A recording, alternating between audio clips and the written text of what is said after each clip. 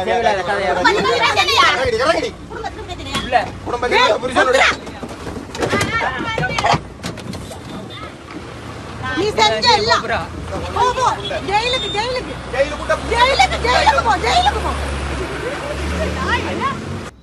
பெயர் பாஸ்கரன். இலங்கை போக்குவரத்து சேவை மட்டக்களப்பு சாலையிலே கடந்த 25 வருடங்களாக கடமை புரிகின்றேன். நாங்கள் சம்பவ தினமான 24ஆம் தேதி மாலை 3:30 மணி போல இந்த மாமாங்கேஸ்வரர் ஆலய தீர்த்தோற்சவத்திடம் நெட்டுவடத்துக்கு நாங்கள் அந்த பஸ் வண்டியை கொண்டு வந்த பொழுது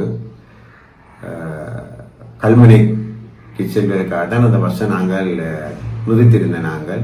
இருந்தாலும் எங்களுக்கு அந்த எதிர்பார்த்த அளவு போதிய பிரியாணிகள் இல்லாத காரணத்தினால் சிறு மக்கள், அதாவது நாவக்கூட அரையம்பதிக்கு செல்லுகின்ற மக்களும் கல்முனை கழுதாவளைக்கு போகிற மக்கள் ஒரு 10-15 பேர் மட்டும் தான் இருந்தவங்க. அதனால நாங்கள் அவங்களை மேற்றி எடுத்துக்கொண்டு மட்டக்களப்பு பஸ் நிலையத்திற்கு சென்று அங்கே நேர பதிவாளரிடம் டைமையும் போட்டுக்கொண்டு தான் நாங்கள் அந்த பிரியாணத்தை மேற்கொண்டு நாங்கள் ஒரு 10 நிமிஷத்தால் கிட்டத்தட்ட ஒரு 4 மணி போல் ஆரம்பித்து 4:15 போல் நாங்கள் அவடத்துக்கு போயிட்டோம். பஸ் அதை போய்கொண்டிருக்கக்குள்ளே தான் தான் இந்த பஸ்ஸுக்குள்ள ஒரு குழப்பத்தை ஏற்படுத்த வேணும் என்ற நோக்கத்தோடு, அது என்ன விளக்கம் என்று எனக்கு என்ன தெரியாது, இவ்விடத்துல நிப்பாட்டு என்று சொல்லி வந்து அந்த பஸ் தரிப்பிடத்தில் இல்லாத இடத்துல பஸ் நிறுத்த சொல்லி ஒரு பலாத்காரமான முறையில் நடந்து கொண்டது. அதுதான் உண்மைத்தன்மை. அப்போ அந்த இடத்துல நாங்கள் நிப்பாட்ட இயலாது என்று கூறியதுக்காகத்தான் அவ என்ன செய்தவ, பொண்டாட்டியோட சண்டை பிடிச்சிட்டு வந்தேனாடா அரவனே இவனே என்று சொல்லி வார்த்தைகள் சொல்ல இயலாது. நான் இந்த வீடியோவில் நான் சொல்ல இயலாது. நீங்கள் அந்த அந்த அவ போட்ட அந்த முகநூலில் பதிவு செய்த ஆட்கள் போட்ட இதில் பார்த்தா உங்களுக்கு விளங்கும் எப்படின்னு சொல்லி. இந்த முகநூலில் பதிவு செய்யறதுக்கு முன்னே அவ வீடியோ பண்ணுறதுக்கு முன்னே அவட மகள், அந்த பஸ்ஸில் பிரயாணம் செய்தவிட மகள் அந்த வீடியோ எடுக்கிறதுக்கு முன்னே தாயும் மகளும் அந்த பஸ்ஸுக்குள்ளே இருந்து கதைச்ச தூஷண வார்த்தைகள் அளவிட முடியாது. ஏனென்று சொன்னால் அப்பதான் அந்த பஸ்ஸுக்குள்ளே இருந்தார்கள் எவ்வளவு பேர் சொன்னாங்க. நான் இன்னொன்று கேட்குறேன், இந்த 40 பேர் அந்த பஸ்ஸில் பிரயாணம் செய்கிற அளவில் அவங்க போட்ட அந்த முகநூலில் போடப்பட்ட அறிவித்தலின் படி நாங்கள் வேகமாக வாகனம் செலுத்துகிறோம், எங்களில் பிழை இருக்குது என்று சொன்னால் அந்த பஸ்ஸில் பிரயாணம் செய்த மற்ற பிரியாணிகளே எங்களோட பிரச்சனைக்கு வரல, வாக்குவாதத்துக்கு வரல, இவங்க மட்டுமே வாக்குவாதத்துக்கு வர வேணும் என்றது முதல் என்ற கேள்வி.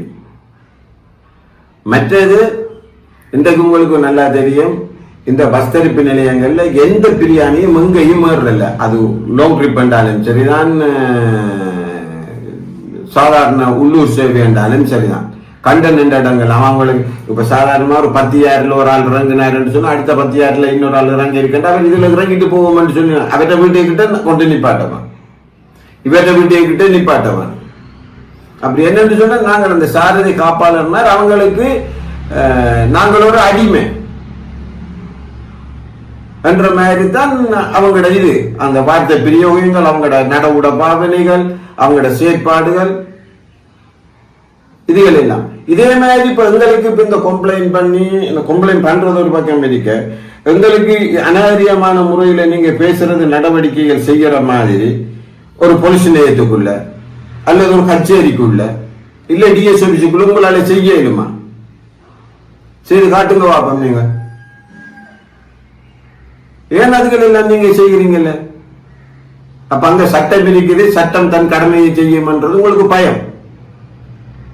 சாரதிமாருக்கு இலங்கை போக்குவரத்து சபையில கடமை புரிகின்ற சாரதிமார்களுக்கு எங்களுக்கு ஒரு யூனிஃபார்ம் இல்லை, எங்களுக்கு ஒரு அடையாளம் இல்லைன்றதுக்காகத்தான் இவங்க எல்லாம் நினைக்கிற இந்த பிரியாணிகள் எல்லாம் நினைக்கிற நாங்க சொன்னா இவங்க எல்லாம் செய்வாங்கன்னு சொல்லி இப்படியான ஒரு கீழ்த்தரமான அந்த கமெண்ட் பண்ணினது இல்லை. நீங்கள் அந்த அந்த அவங்க போட்ட அந்த முகநூல் பதிவில் அந்த கமெண்ட் பண்ணினாக்களை நீங்க பாருங்க எப்படியான வார்த்தை பிரியவங்கள் எல்லாம் பண்ணிருக்கிறாங்கன்னு சொல்லி.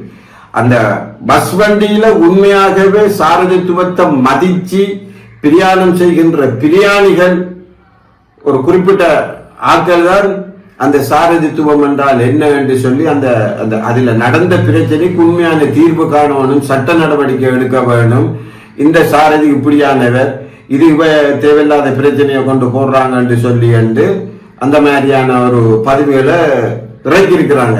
நான் உண்மையாகவே அவங்களுக்கு நான் முதல் நன்றியை தெரிஞ்சு, எங்களுக்கு சார்பாக சொல்றாங்கன்றதுக்காக இல்ல, அந்த சாரதித்துவத்தை மதிச்சு நடக்கிறாங்க.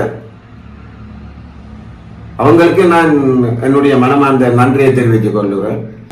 மீடியா ஊடாக பார்க்கிறவர்களுக்கு நான் உருக்கமாக வேண்டுக் கொள்றது இன்னொரு விளக்கம் என்னென்று சொன்னால், எங்களுடைய சாரதி படுற துன்பங்கள் துயரங்கள் இங்க மக்களுக்கும் சரி மற்றவர்களுக்கும் தெரியாது. 60 70 80 கட்டைக்கு அங்கால இருந்து சில பேர் வேலைக்கு வராங்க. அந்த வேலைக்கு வார நேரத்தில எருவ மாட்டுல மோதி கை கால் உடையுது. வேலைக்கு வார நேரம் அந்த வேலைக்கு வார தொழிலாளி வேலைக்கு வந்துட்டாரு, அந்த வீட்டில இருக்கிற தாய் தகப்பன் மனைவி பிள்ளைகளுக்கு தெரியாது. விபத்துக்குள்ளாக அவர் ரோட்டில் இருக்கிறார், யானையில மோதுற, இப்படி பல சம்பவங்கள் நடக்குது. இதெல்லாம் உங்களுக்கு தெரியாது. அப்படித்தான் இல்லைன்னு சொல்லி நாங்கள் கடமைக்கு போய் ஒரு தூர சேவையிலேயோ சரி உள்ளூர் சேவையிலேயோ சரி நாங்கள் வேலை செய்கிற நேரத்தில் போலீசார் பிடிச்சி எழுதுறாங்க. எங்களுக்கு இப்படியான பிரியாணி எழுறால அந்த டென்ஷன் ஆகி சாரதிமார் அதில் தங்களுடைய கட்டுப்பாடை இழந்து விபத்துக்குள்ளாகுது. அது ஒரு புறம் இருக்க, அந்த வீதி ஒழுங்குகளை மீறி செலுத்தியதாக அந்த வீதி போக்குவரத்து போலீசார் எங்களுக்கு ஒரு தடை ஒன்று தராங்க. இந்த தடைகள் எல்லாம் நாங்கள் அவங்களுக்கு நீதிமன்றத்துக்கு செலுத்தி நாங்கள் இப்படி செய்கிறோம். எங்களுடைய மாத சம்பளத்தில் 1/3 பங்கு, என்ன பொறுத்தளவில் 1/3 பங்கு நாங்கள் நீதிமன்றத்துக்கு எங்களுடைய தண்டப்பணமாக நாங்கள் செலுத்துறோம். நாங்கள் இந்த சாரதித்துவம் இலங்கை போக்குவரத்து சபை சாரதிமார் செலுத்துற இந்த 1/3 பங்கு அவங்களோட மாத சம்பளத்துல 1/3 பங்கு செலுத்துற மாதிரி எந்த டிபார்ட்மெண்ட்ல இந்த சம்பளங்கள் இப்படி கொடுக்குறாங்க, நீதி தேவதைக்கு வழங்குறாங்க சொல்லி என்று நீங்களும் அறிய வேணும். கடந்த 24ஆம் தினம் நடந்த சம்பவத்தினை பார்க்கின்ற பொழுது சாரதிகள் மக்களின் கைகளில் இருக்கின்ற தொலைபேசிக்கு பயப்படுவதா அல்லது போலீசாரின் வீதி போக்குவரத்து சட்டத்திட்டங்களுக்கு பயப்படுவதான்றதுதான் எங்களுக்கு ஒரு கேள்விக்குறியான ஒரு விடயமாக இருக்கிறது. சம்பந்தப்பட்ட நாங்கள் ஒரு தவறு செய்திருந்தால் அந்த தவறை நாங்கள் சாரதி பிழை செய்கிறாரா அல்லது காப்பாளர் பிழை செய்கிறாரா என்றதை அறிவிக்கிறதுக்கு தான் எங்களுடைய இலங்கை போக்குவரத்து சபையின் தலைமை காரியாலயம், கொழும்பு தலைமை காரியாலயத்தின் தொலைபேசி இலக்கம் இருக்கின்றது. அதே நேரத்தில் கிழக்கு மாகாண இலங்கை போக்குவரத்து சபையின் தொலைபேசி இலக்கம் இருக்கிறது. நாங்கள் கடமை புரிகின்ற சாலை என்ற டெலிபோன் நம்பர் இருக்கிறது.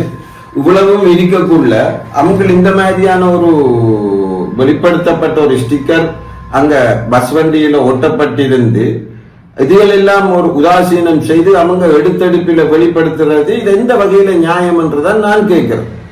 எனவே மேற்குறிப்பிட்ட விடயங்களை சாரதித்துவம் செய்ய முடியாத அளவுக்கு மன உளைச்சலை தருவதுடன் மற்ற இலங்கை போக்குவரத்து சபையின் நட்பெயருக்கு களங்கத்தை ஏற்படுத்த வாய்ப்பாக அமைகிறது.